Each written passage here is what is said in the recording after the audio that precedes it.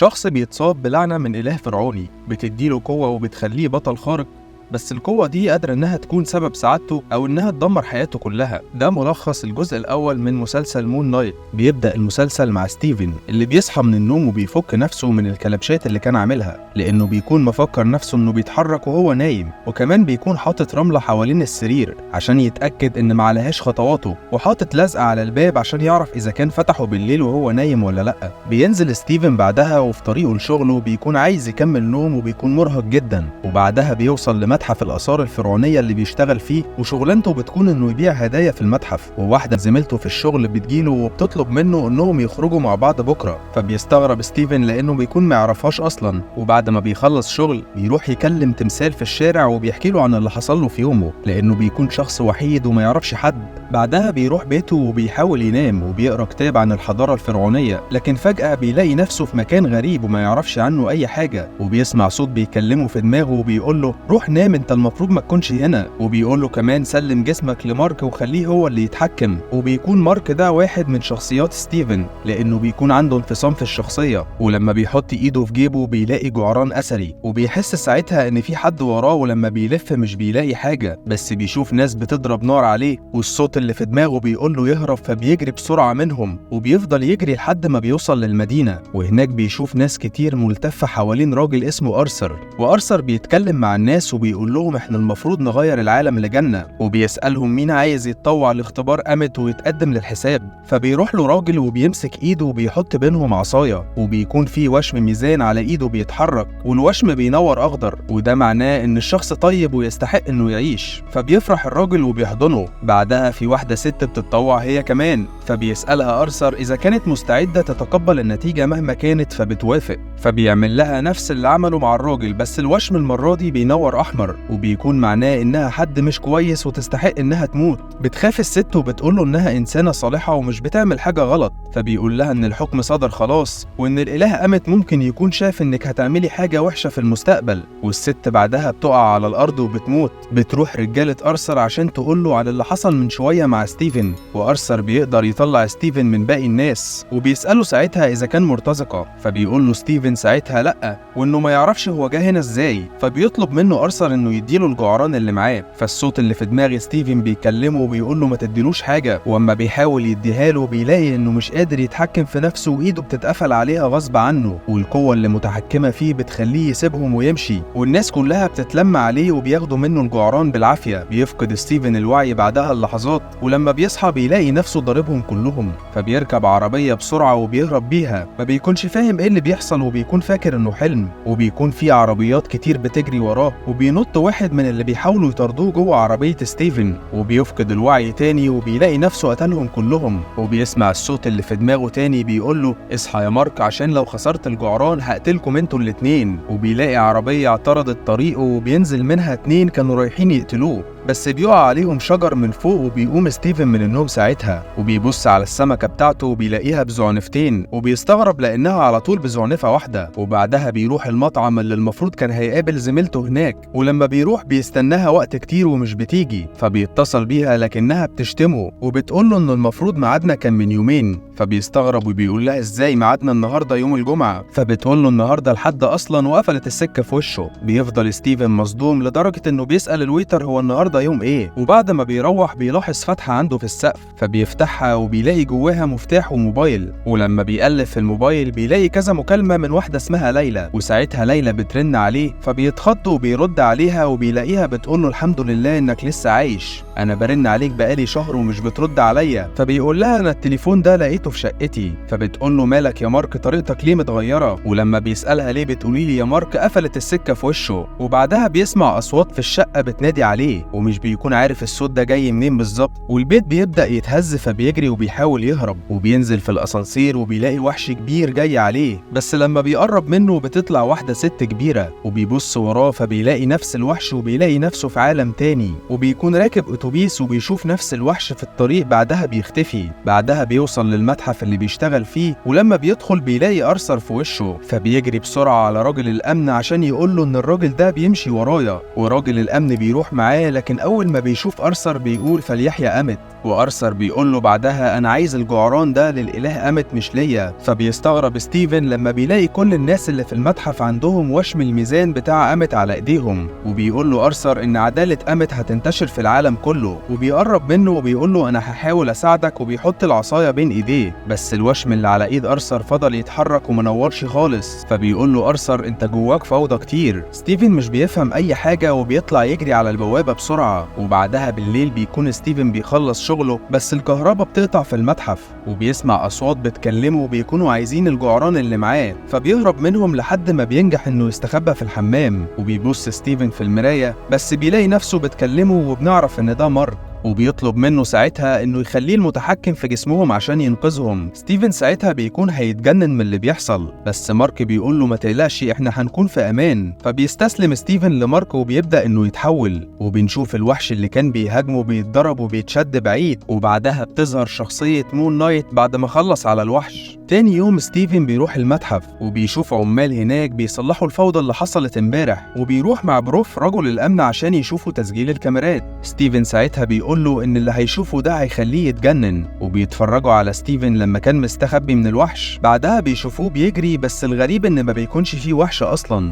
وبروف ساعتها بيقول لستيفن انت كده اللي عملت كل الفوضى دي. ستيفن بيفضل يقول له ان كان فيه وحش فعلا بيجري وراه، وبيشوف ستيفن وهو راجع، بس المرة دي نظراته بتكون غريبة وشكله متغير، وبيكون ده طبعا مارك مش ستيفن لما اتحكم في جسمه. بعدها بيقعد مع المدير اللي بيقول له انه ممكن يوديه لدكتور نفسي كويس عشان بيكون فاكر انه مجنون طبعا، وبيقول له ان المتحف مش هياخد معاه اي اجراء قانوني، بس في المقابل بيرفضه. بيروح بعدها ستيفن عشان يقعد مع التمثال اللي في الشارع وبيحكي له على اللي حصل له، وبيقول له انا هروح اشوف الخزنة اللي لقيت مفتاحها، يمكن الاقي حاجة تثبت اني مش مجنون. وبيحضنه قبل ما يمشي، لكن بنكتشف انه بيكون بني ادم حقيقي مش تمثال. وبيروح بعدها وبيسأل على خزنة باسم ستيفن او مارك. الموظف هناك بيفتكره وبيعرف ان اسمه مارك، وبياخده عشان يفتح له الخزنة وبيسيبه يمشي. بيدخل ستيفن الخزنة وبيلاقي سلاح وفلوس، وكمان بيلاقي باسبور امريكي واسمه في الباسبور هو مارك، وبيلاقي الجعران الذهبي كمان اللي لما بيمسكه بيلاقيه طاير في الجو لوحده، وبيكون باصص في اتجاه وكأنه بيشاور له على حاجة. وبيبص فبيلاقي انعكاس مارك في الحيطة اللي قدامه وبيكلمه، ومارك بيقول له انت كده في خطر وسيبني انقذنا زي ما عملت امبارح. وبيقول له انت كل اللي عليك تروح السرير ده وتحاول تنام وسيب الباقي عليا. لكن ستيفن بيرفض وبيقول له انا عايز اعرف انت مين.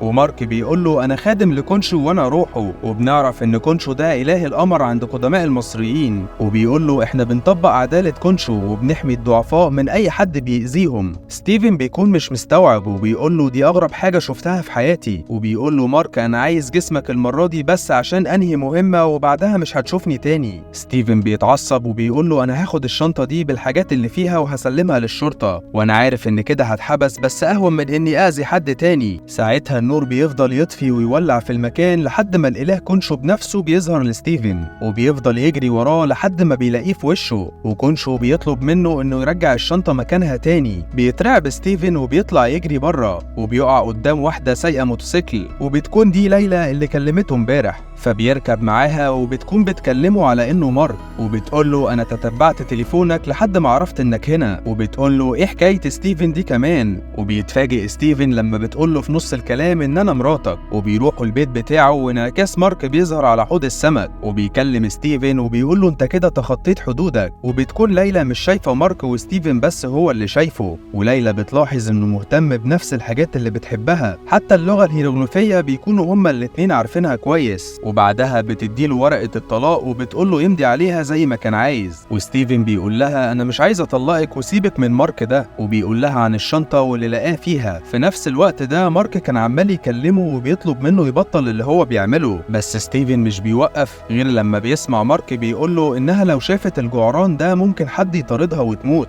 وليلى بتستغرب انه وقف مرة واحدة فبتزقه وبتطلع الجعران وبتقول له انت عامل كل ده عشان تحتفظ بالجعران لوحدك؟ ده احنا كنا بنحارب مع بعض عشان ناخده. فستيفن بيقول لها خلاص خديه انا مش عايزه، وبيفضل يقول لها انا ستيفن مش مارك وعايزك تساعديني. وبعدها الباب بيخبط، ولما بيفتح بيلاقي 2 محققين جايين عشان يحققوا معاه في الفوضى اللي عملها امبارح في المتحف. فبيقول لهم ان المدير قال له احنا مش هنقدم اي بلاغ ضدك. فبيفضلوا يفتشوا وبيكونوا بيدوروا على حاجة معينة، وليلى بتطلع من الشباك وبتستخبى منهم بره. وبيقول له المحقق ساعتها انت معاك حاجة مسروقة، وبيطلع من الشنطة الباسبور اللي بيكون باسم مارك، وبيقبضوا عليه بتهمة التزوير والسرقة، ومش بيكون عارف هو سرق ايه بالظبط. وبيسمع المحققة في العربية وهي بتكلم واحد اسمه بيلي وبتقول له انها معاها مجرم دولي معروف، وبنعرف ان مارك كان من ضمن فريق مرتزقة اللي هاجم موقع حفر في مصر وهاجم علماء آثار وقتلهم. وبيقفوا بالعربية وبينزلوا منها، وستيفن ساعتها بيشوف واحدة في الشارع بيكون على ايديها نفس الوشم بتاع الميزان، فبيعرف انها بتكون تبع أرثر. ومارك هنا بيظهر تاني في ازاز العربية وبيقول له استسلم وسلمني جسمك، وستيفن بيقول له مستحيل وبيرفض.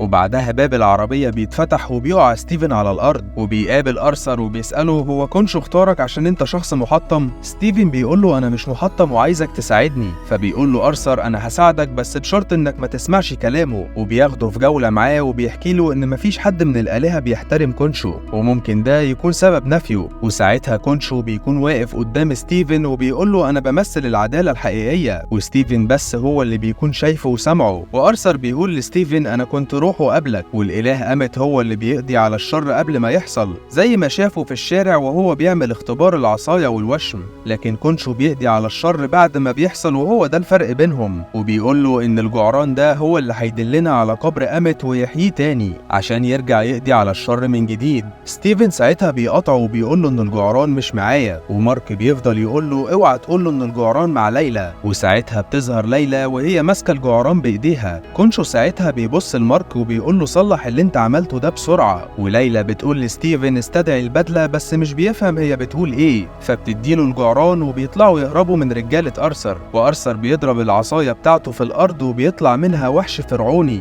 وبيستخبوا في مكان وبيقفلوا على نفسهم. وليلى بتطلب من ستيفن انه يسلم جسمه لمارك ويسيبه يتصرف. الباب بيكون مش هيستحمل اكتر من كده، وستيفن لسه رافض. والوحش بيكسر الباب وبيدخل يهاجم ستيفن فبيقع من الشباك، بس وهو بيقع بينادي على البدله قبل ما يوصل للارض، لكنه بينزل ببدله غريبه مش هي دي اللي يقصدوها. ومارك بيقول لستيفن ايه البدله دي؟ احنا قصدنا على بدله كونشو مش بتاعه العقيد ساندرز. بس ستيفن وقتها بتعجبه البدله، والوحش بيهاجم ستيفن ومش بيكونوا شايفينه، وستيفن بيكون مصمم ان هو اللي يحاربه مش مارك. وبيقوم ستيفن ولما بيجري عليه الوحش بيضربه بكل قوته، بس وهم بيتخانقوا خبطتهم عربيه. وستيفن ساعتها بيقول لمارك كفايه كده اتحكم انت بقى. وفعلا بيتحكم مارك وبيظهر بالبدله البيضاء اللي ظهر بيها قبل كده، وبيجري عشان ياخد الوحش بعيد وما يأذيش حد. وبينط من فوق عماره وبيمسك الوحش وبيرميه على سيخ، والوحش بيموت وبيتبخر ساعتها. بعدها مارك بيدور في جيبه على الجعران لكنه مش بيلاقيه. ساعتها بيكون في شحات لقى الجعران على الارض، وأرثر بيشوفه وبياخده منه بعدها وبيقتله. وليلى كانت شايفه كل اللي حصل ده. مارك بيقعد على الارض وبيكون متضايق، والمره دي ستيفن هو اللي بيكلمه وبيطلب منه يسترجع جسمه، بس مارك بيرفض. وبيحاول ستيفن يسترجعه بنفسه بس مش بيقدر. وبنعرف ساعتها ان الشخص المتحكم في الجسد هو الوحيد اللي يقدر يعمل كده. وبيقول له ستيفن انت بوظت حياتي واترفدت من شغلي، حتى البنت اللي كنت هقابلها شتمتني بسببك. فبيقول له مارك انا عبد ولازم انفذ كل اللي بيتقال لي، ولما اخلص مهمتي اوعدك مش هتشوفني تاني. وفضلوا يتخانقوا لحد ما مارك بيكسر المرايه، وبيظهر كونشو وبيقول له انت قلت ان ستيفن مش هيتدخل وفشلت في مهمتك وكمان ضيعت الجعران. مارك بيقول له انا هتصرف وممكن اروح لقبر أمت قبل أرثر وهعمل كل اللي هتقولي عليه وساعتها هتطلق سراحي. وكونشو بيحذره وبيقول له لو سيبنا جسم ستيفن هنروح لجسم حد تاني عزيز عليك، وبيكون قصده هنا على ليلى. فبيسأله مارك طب هنروح فين دلوقتي؟ وبنشوف بعدها مارك قاعد في أوضة وقدامه الأهرامات،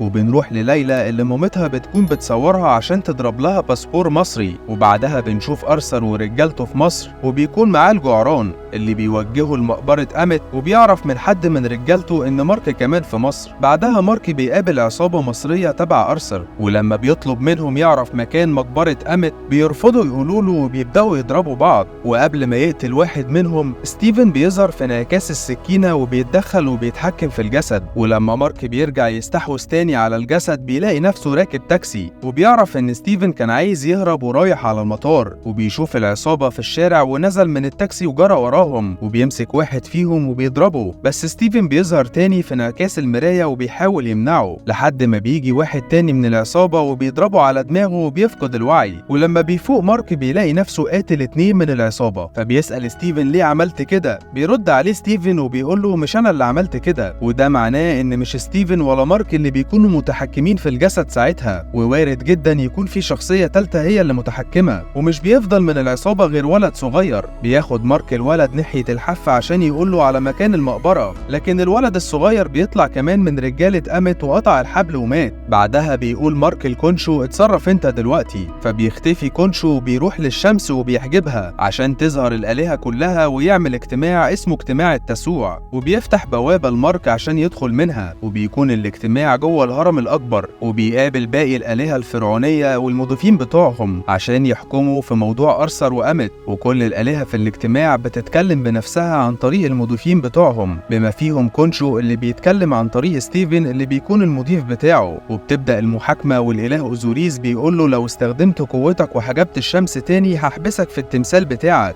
كونشو ساعتها بيتهم أرثر إنه بيحاول يطلق سراح أميت، فالمحكمة بتستدعي أرثر، وبيدخل أرثر وبينكر كل الاتهامات وبيقول لهم أنا بس كنت بزور الصحراء وأعتقد إن دي ما فيهاش حاجة. وبيقول لهم كمان إن كونشو ده مجنون والمضيف بتاعه شخصية مريضة ومتعدد الشخصيات. فبيتعصب كونشو وبيحاول يضربه، لكن أوزوريس بيمنعه وبيقول له إحنا مش هنسمح بالعنف في القاعة هنا. فبتسأل المحكمة مارك هل أنت مريض؟ فبيقول لهم أيوة أنا مريض ومحتاج مساعدة، وبالرغم من إني مريض بس أرثر هو اللي لازم يتحاكم. لكن المحكمة بتقول إن أرثر بريء وبينهوا المحاكمة. ومارك بيتكلم بعدها مع المضيفة بتاعة الإله حتحور اللي بتقوله إن في طريقة يعرف بيها مكان المقبرة بتاعة أميت، وإن في راجل واحد بس هو اللي يعرف المكان ده اسمه سينفو. وبتقوله دور على مقبرة سينفو وساعتها هتعرف مكان مقبرة أميت. ولما بيسألها فين يقدر يلاقي مقبرة سينفو بتقوله إن تابوت سينفو اتسرق واتباع في السوق فممكن تدور هناك. بعدها بيقابل مارك ليلى بالصدفة اللي بتقوله أنا جيت هنا عشان أساعدك، وبتاخده معاها وبتقوله إنهم رايحين لواحد اسمه أنطون اللي بيكون هو المتحكم في بيع الآثار هنا. وبيقابلوه وبيعرفوا فعلا إنه بيكون عنده تابوت سينفو، ومارك بيقوله إنه بيحب الآثار جدا وعايز بس يبص على التابوت. وبيدخل مارك عشان يبص عليه وبيقوله ستيفن إن أكيد مقبرة أميت هتكون مشفرة، وبيقوله خد الورق اللي قدامك ده هو اللي هيدلك على مكانها. والحارس وقتها بيدخل وبيمنع مارك، بس مارك بيضربه وبياخد منه السلاح بتاعه. بس كل الحراس بيكونوا موجهين الأسلحة ناحية ليلى، فبيضطر مارك يرجع السلاح للحارس تاني. وفجأة بيدخل أرثر عليهم وبيغري أنطون بالجعران اللي معاه، وبيقول لليلى إن مارك مخبي عليكي حاجة وما قالكيش على الحقيقة عن موت والدك، عشان لو قالك هيكون بالنسبة لك شخص ما يتحبش. وبيقول لأنطون أنا هوريك جزء بسيط من القوة اللي معايا. فبيدمر أرثر التابوت بالعصاية اللي معاه وبيسيبه يمشي. ومارك بعدها بيستدعي بدلة مون نايت وبيبدأ يقتل في الحراس بتوع أنطون. وبتروح ليلى عشان تاخد الورق اللي كان في التابوت، لكن بيظهر واحد من الحراس وبيحاول يهاجم ليلى، بس بتقدر تضربه وبتهرب منه. ومارك بيكون بيموت في الحراس وبيحاول ستيفن ياخد منه السيطرة، بس بعد ما بياخد السيطرة بالبدلة التانية الحراس بيضربوه بالرمح.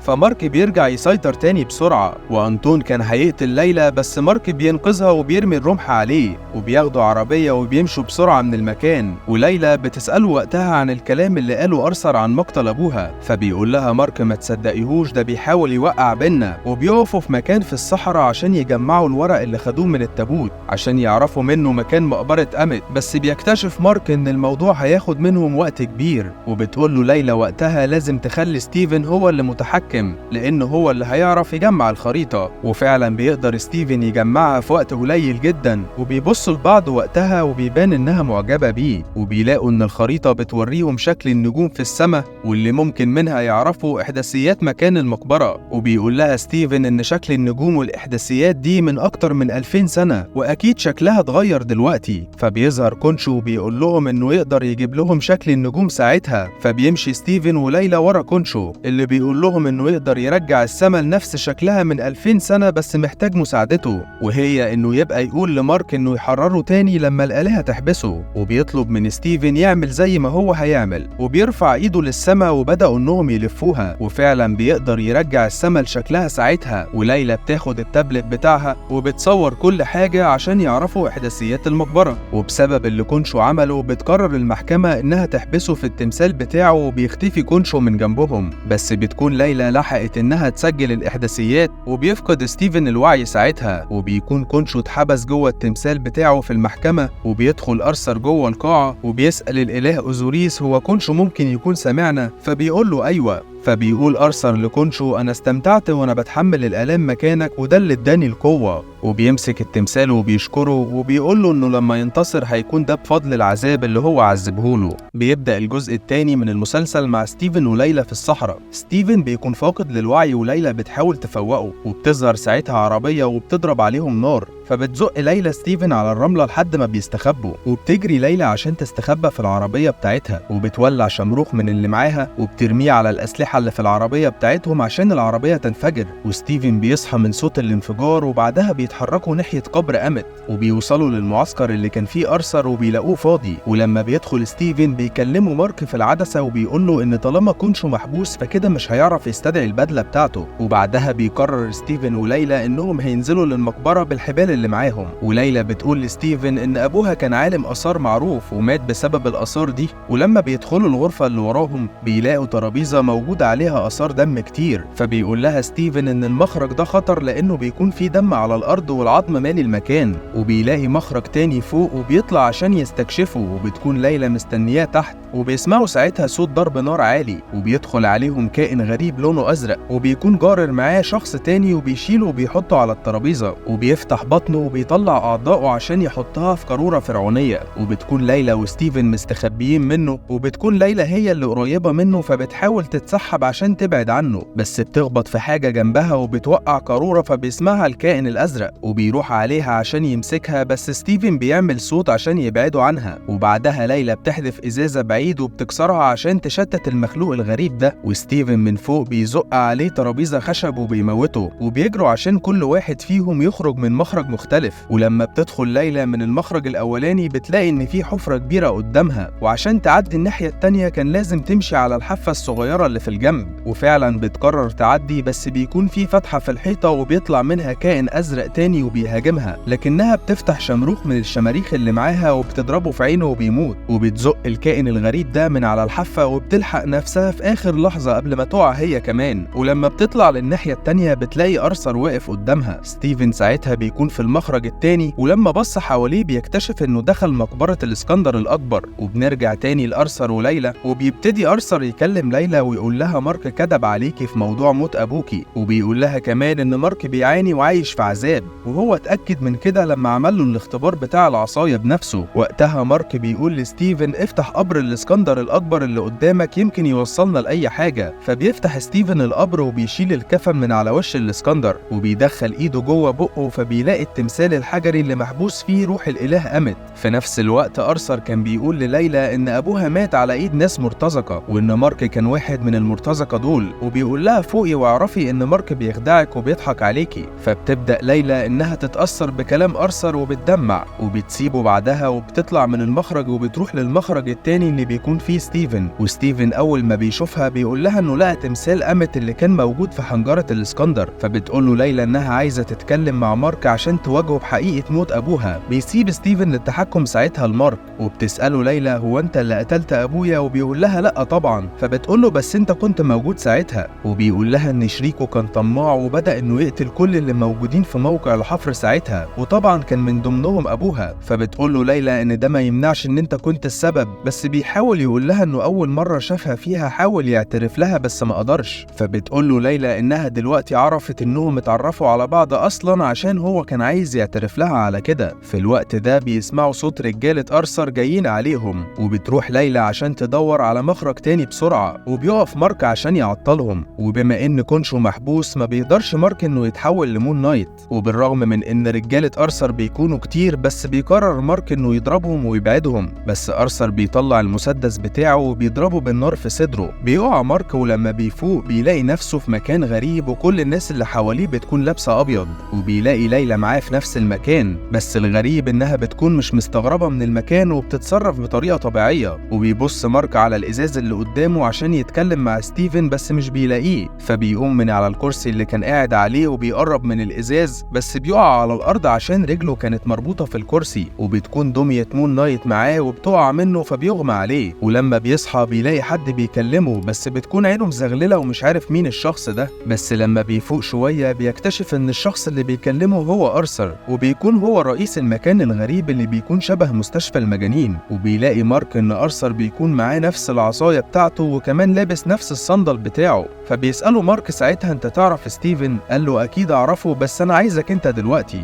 وهنا بيفوق مارك وبيفتكر إن أرثر ضربه بالنار، وبيحاول يخرج من مكتبه بس بيقع لأنه بيكون متخدر. وبيقوم تاني وبيكسر الإزاز بتاع باب المكتب وبيفتحه، وبيلاقي الممرضين في وشه بيحاولوا يمسكوه، بس هو بيضربهم وبيخرج من المكتب وبيهرب منهم. وبيفضل يجري لحد ما بيدخل أوضة من اللي قدامه، وبيلاقي جوه تابوت فرعوني، وبيكون التابوت بيتهز وبيسمع صوت جوه بيقول خرجوني من هنا. بيروح مارك عشان يساعده وبيزق غطا التابوت، فبيلاقي جوه ستيفن وبيحضنوا بعض وبيستغربوا هما ازاي مش في جسد واحد. ولما بيسألوا مارك ايه آخر حاجة فاكرها، بيقول له ستيفن ان أرثر ضرب عليهم نار. فبيتبسط مارك جدا لما بيسمع كده عشان اتأكد انه مش مجنون، وبيقول له احنا لازم نخرج من هنا بسرعة. وبيخرج مارك وستيفن وبيلاقوا ان في تابوت تاني في الأوضة اللي جنبهم، والتابوت كان بيتهز برضه واللي جوه بيطلب منهم يساعدوه، بس المرة دي بيسيبوه وبيمشوا. وبيلاقوا باب تاني في وشهم، ولما بيتفتح بيلاقوا حيوان فرس النهر وهو لابس لبس فرعوني. فبيتخضوا جامد لما بيشوفوه. بيلاقي مارك نفسه في مكتب أرثر تاني، وبيبتدي أرثر يقنعه ان كل ده وهم وانه مش بطل خارق ولا حاجة. وكمان بيقول له انه عمره ما راح مصر قبل كده وانه مريض وبيتخيل اوهام. مارك ساعتها بيقتنع شوية بكلام أرثر وبيحس ان كل ده وهم فعلا، بس فجأة بيرفض كل الافكار دي وبيقوم ياخد حتة ازازة من على المكتب وبيكون عايز يقتل أرثر بيها. فبيرن أرثر الجرس عشان يدخل الممرضين ويكتفوا مارك، وبيدوله حقنة مخدر في رقبته ساعتها وبيغيب عن الوعي.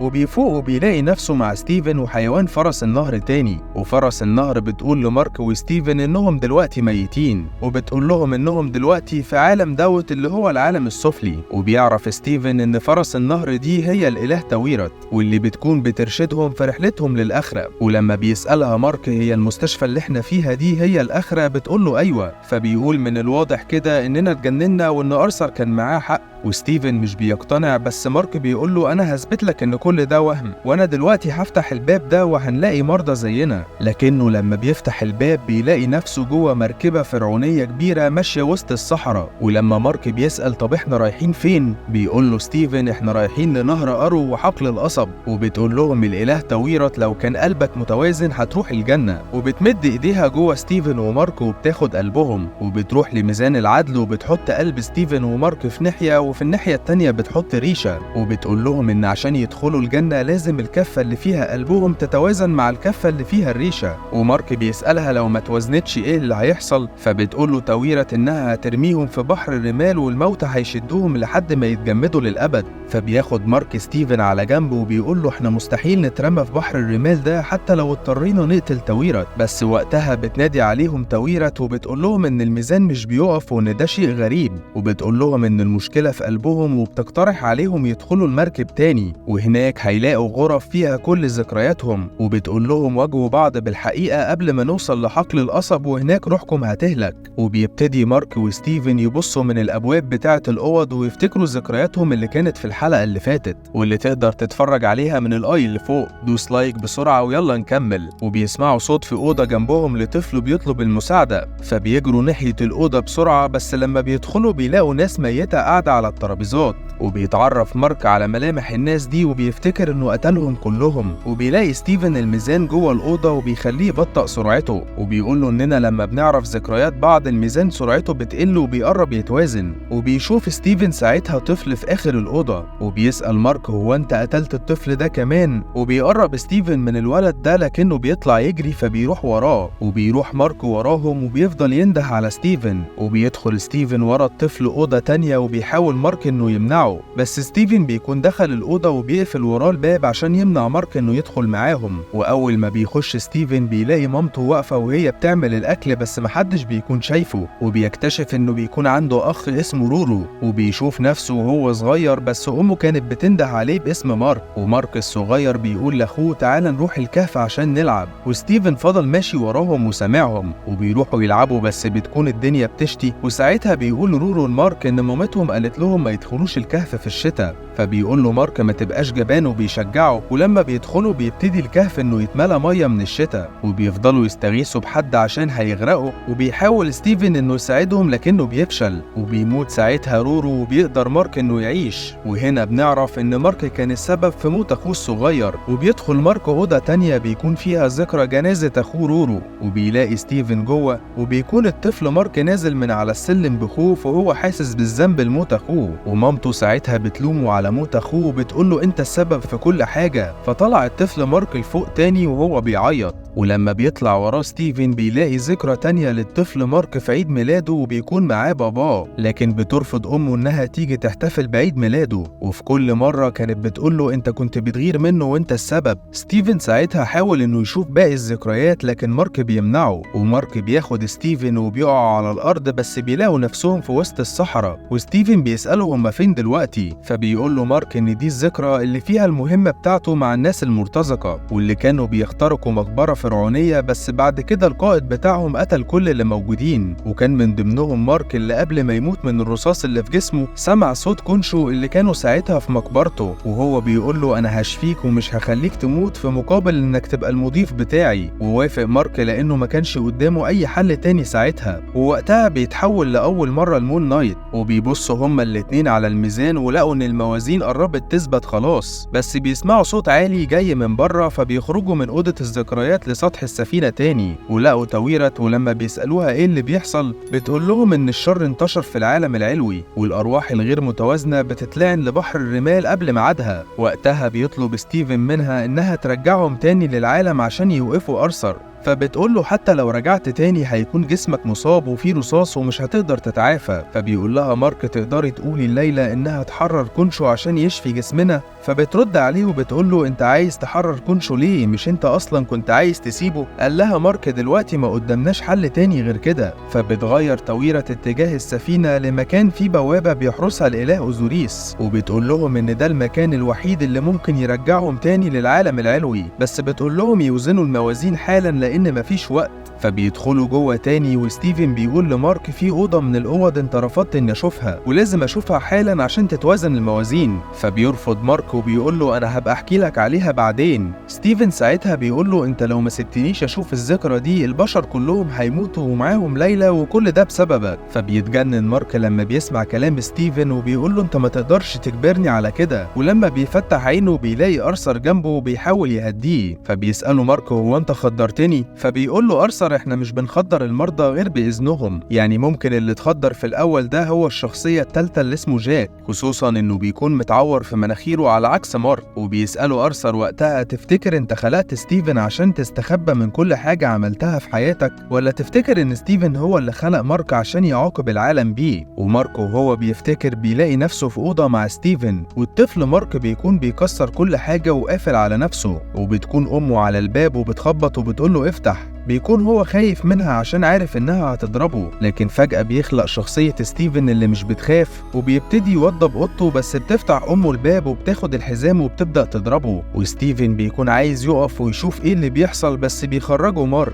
ولما بيخرجوا بيقول مارك لستيفن انت مش لازم تشوف ايه اللي بيحصل. ساعتها بيضرب ستيفن مارك في وشه وبيقول له انت خلقتني عشان اشيل الضرب والمشاكل عنك، ده انا كنت فاكر ان انا الشخصية الاصلية بس طلعت انت اللي خلقتني. فبيقول له مارك انا ساعدتك انك ما تحسش ان مامتك ماتت. فبيقول له ستيفن ماتت ازاي؟ ده انا كنت بكلمها كل يوم. وبيقول له بعدها انا مش قادر استحمل، وطلب منه انه يخرجه. وغمض ستيفن عينه وفتحها ولقى نفسه قدام ارثر. وارثر بيقول له انا كنت خايف ان مارك ما يطلعكش تتكلم معايا تاني، خصوصا بعد ما جيت هنا لما مامتك ماتت. فستيفن بدأ يزعق لأرثر ويقول له أنا أمي لسه عايشة. فأرثر بيهديه وبيقول له طب تعالى كلم مامتك واسألها. وستيفن أول ما بيشوف السماعة بيفتكر الذكرى اللي ماتت فيها مامته فعلا، وساعتها اللي كان متحكم في الجسم كان مارك، وكان متأثر جدا وبيعيط. بس خرج ستيفن ساعتها وخلاه هو المتحكم عشان ما يحسش بوجع فراق أمه، وبكده معرفش ستيفن إن أمه ماتت. بعدها بيظهر مارك جنب ستيفن وبيقول له أنا السبب في موت أخونا.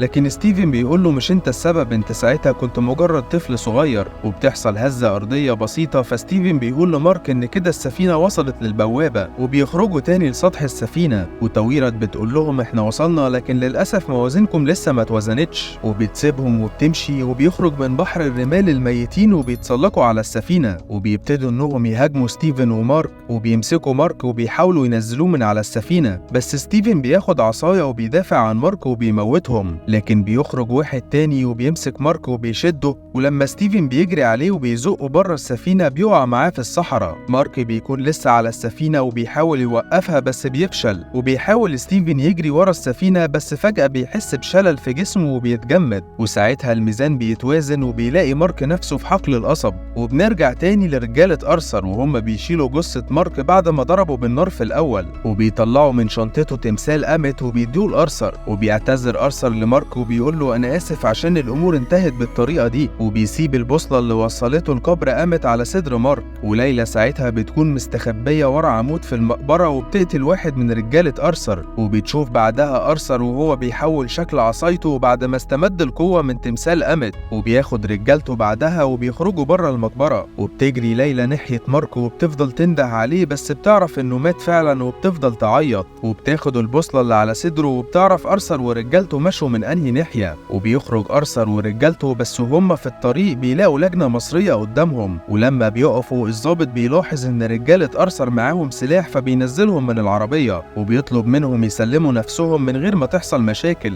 لكن أرثر بينزل من العربية وبيطلب من الضابط انه يهدى. بعدها بيخبط بالعصاية بتاعته على الأرض، فبتخرج أرواح العساكر والضباط كلهم بيموتوا إلا عسكري واحد مش بيموت. فبيقول له أرثر انت راجل كويس، وبيطلب منه انه يمشي من هنا. وبنعرف ان لما رجالة أرثر نزلوا عشان يشيلوا جثث العساكر من على الأرض، إن ليلى اتخفت وركبت عربية مع رجالة أرثر. وساعتها بتقرر ليلى إنها تقتل أرثر وبتطلع سكينة من جيبها. لكنها وهي رايحة بتلاقي جثث العساكر، بتقول لها استني ما تقتليهوش. وبتقول لها إن أنا الإله تويرت ومارك طلب مني أقولك ما تقتليش أرثر. فبتقول لها ليلى بس مارك مات. بترد عليها تويرت وبتقول لها أنا بكلمك من أرض الميتين دلوقتي. وبتقول لها إن أرثر دلوقتي قوي جدا ومستحيل تقدري عليه لوحدك، وإن مارك ممكن يرجع للحياة تاني، بس لازم تكسري تمثال الإله كونشو وتحرريه. وبتعرض عليها إنها تكون المضيفة بتاعتها، بس ليلى بترفض طبعا. ولما رجالة أرثر خلصوا راحت ركبت معاهم تاني في العربية وهي متخفية. وبيوصل رجالة أرثر للهرم وبيتسلقوه، ولما بيوصل لحتة معينة بيخبط بعصايته في الأرض فبتتفتح بوابة الأهرامات، وبتكون دي البوابة اللي بتوصل لحجرة الملوك. والمضيفين بيسمعوا الصوت والهزات اللي بتحصل وبيعرفوا إن كده في حد بيحرر الإله أمت. وبيدخل عليهم أرثر هو ورجالته، ولما بيحاول المضيفين يتصدوا ليهم بيدمرهم أرثر. في الوقت ده بتكون ليلى دخلت معاهم حجرة الملوك وبتروح تدور على تمثال كونشو عشان تحرره. وأرثر ساعتها بياخد تمثال أمت من واحد من رجالته وبيكسره على الأرض، فبتتحرر روح أمت وبتخرج من التمثال على شكل تمساح عملاق. وأمت ساعتها بتسأل مين اللي حررني، فبيقول لها أرثر أنا تلميذك المتواضع اللي حررك. فبتقول له أنت موازينك مش متوازنة، بس هيتأجل موتك وهتبقى المضيف بتاعي. والناحية التانية بتلاقي ليلى تمثال كونشو بتحطه على الأرض وبتكسره، وبيخرج كونشو فعلا وبيتحرر. وبيقول لها إنه مش حاسس بوجود مارك في العالم ده، وإنه أكيد مات،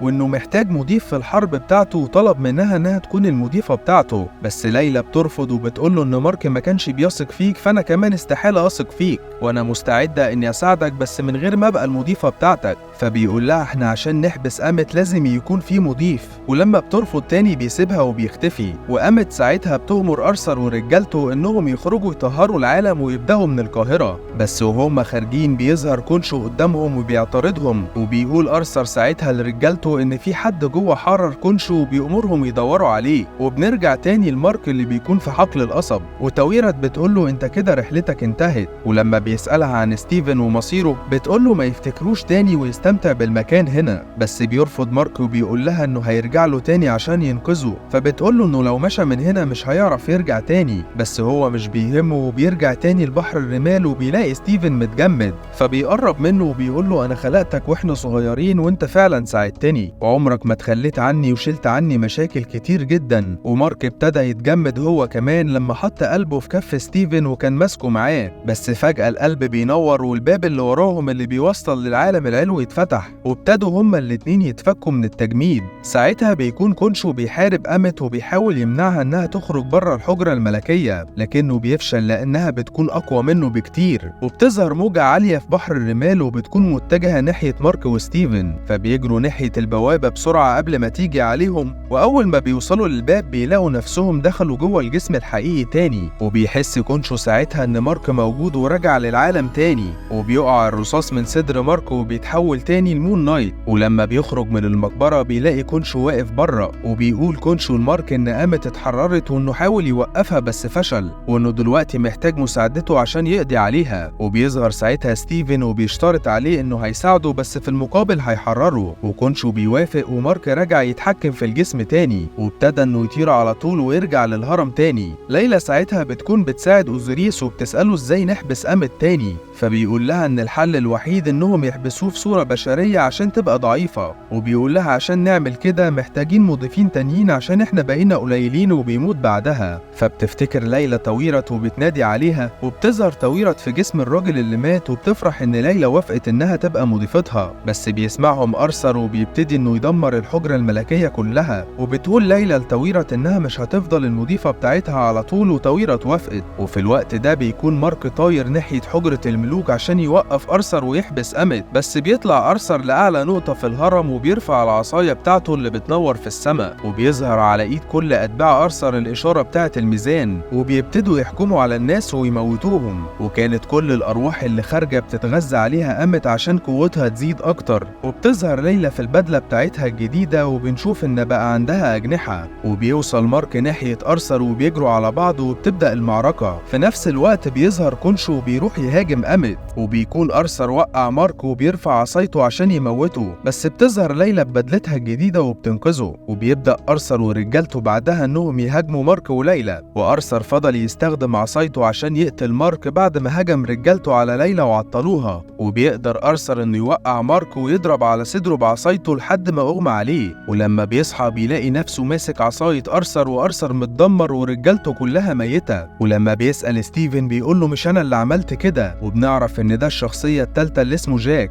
مارك ساعتها بيشوف أمت وهي خلاص بتدمر كونشو، فبتقول ليلى لمارك إنها تعرف طريقة تحبس بيها أمت جوه أرثر. فبياخد مارك وليلى أرثر لحجرة الملوك وحطوه على الترابيزة وابتدوا إنهم يقروا تعويذة، وفعلا اتسحبت أمت ودخلت جوه جسم أرثر. وكونشو ساعتها بيروح لمارك وبيقوله عشان تتحرر مني لازم تقتل أرثر، وساعتها أمت هتموت هي كمان. فبيرفض مارك وبيقول لكونشو حررني ولو عايز تقتله اقتله انت. فبينفذ كونشو كلام مارك وبيحرره، وبيفوق مارك وبيلاقي نفسه جوه العيادة تاني. وأرثر بيحاول يقنعه ان كل ده وهم برضه، بس بيلاحظ ان في آثار دم تحت رجل أرثر، فبيعرف ان هو ده الخيال. وبيفوق ساعتها مارك وبيلاقي نفسه في سريره جوه بيته، وبينادي على ستيفن وبيقول له انا مش مصدق ان احنا نجحنا. وبيقول له مارك ايه الفوضى اللي انت عايش فيها دي، وبيقع لانه كان مربوط في رجله. وبعدها بيظهر أرثر في المستشفى لما بتكون قامت جواه، وبيظهر شخص وبياخد أرثر وبتكون المستشفى كلها ناس مقتولة. وبياخد أرثر وبيخرج بره وبيركب معاه عربية، ولما بيدخل بيلاقي كونشو جوه. وكونشو بيقول له ان مارك كان مفكر ان انا عايز مراته تبقى المضيفة بتاعتي، بس هو ما كانش يعرف انه لسه ما اتحررش مني. وهنا بيظهر جاك اللي واخد جسم مارك وستيفن، وبيطلع هو اللي خرج أرثر من المستشفى وبيطلع مسدسه وبيقتله جوه العربية. وبيخلص المسلسل على كده. لو عجبك المسلسل ما تنساش تعمل لايك وتشترك في القناة.